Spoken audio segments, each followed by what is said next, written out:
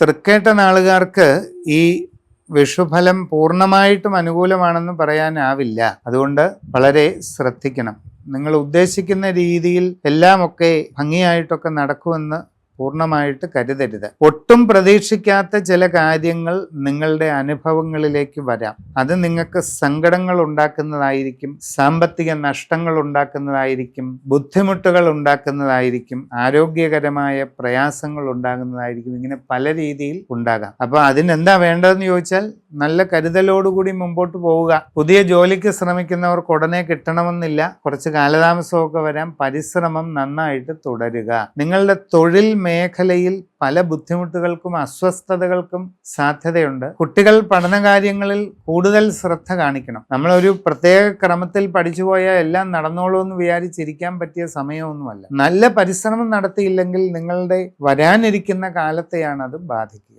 അതുകൊണ്ട് അത് മറക്കാതെ നല്ലതുപോലെ ശ്രമിക്കുക.